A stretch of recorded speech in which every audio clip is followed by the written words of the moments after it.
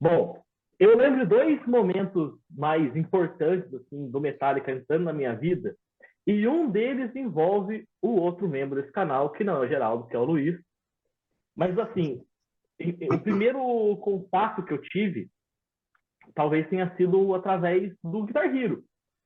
Porque, assim, eu já sabia quem era o Metallica, já tinha ouvido falar, na MTV sempre falava alguma coisa, tal, Metallica, não sei o quê. Só que eu não conhecia as músicas, eu não conhecia, nunca tive interesse, assim, até então, de ir atrás de ouvir nenhum disco. E aí o maluco que jogava comigo na época de uma house, ele falou assim, meu, o novo Guitar Hero é mó legal, tem várias músicas muito loucas, tem até o One do Metallica. Eu falei, pode crer. Mas eu não sabia que era o One do Metallica, eu só confirmei com Pode ele. crer, o cara entrou. Não, Tem que eu concordar com confirmei você assim, que eu eu tô sei, né? falando, tô ligado, né? Tô sabendo dar, mas não sabia nada. Joguei o jogo, a música é, tipo, impossível de você passar no controle, mas eu falei, pô, a música é muito louca, tem um solo da hora pra caramba, só que a música é grande e tal, na época eu estranhei. E o nosso querido Luiz, ele é um exímio guitarrista, até para quem não sabe. E na época, acho que não sei se foi do Orkut ou do comecinho do Facebook, eu lembro dele ter gravado um cover de Master of Puppets. E ele me Uhum, marcou no vídeo. E aí sim. eu vi ele tocando e falei, cara, que música do caralho, mano. Vou ter que ouvir essa música, vou ter que ir atrás da parada.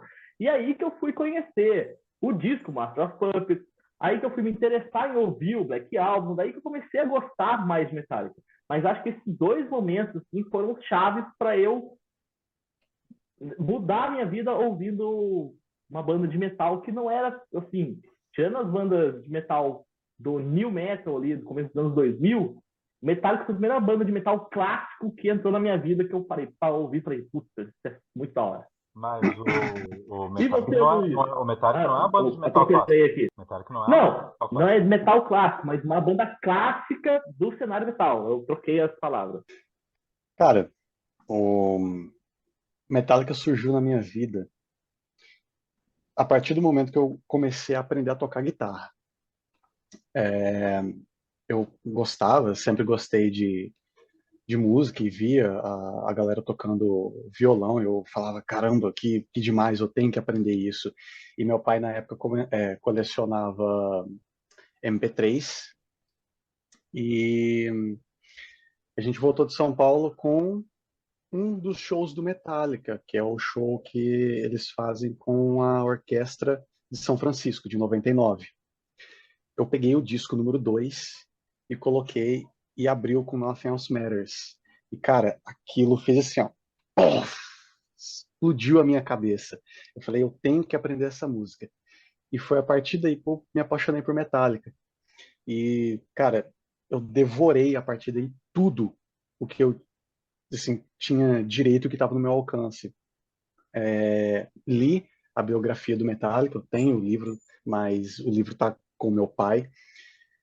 E o primeiro show da minha vida foi o show do Metallica. Eu tinha 16 anos, eles estavam na tour do Death Magnetic, lá em São Paulo, no estado do Morumbi. Cara, foi assim, sensacional. E se eu posso falar uma coisa para vocês, uma dica, se vocês tiverem a oportunidade um dia de ir no show do Metallica, se vocês gostam do Metallica, vão porque é uma experiência que vocês vão carregar pro resto da vida de vocês. É, assim, maravilhoso.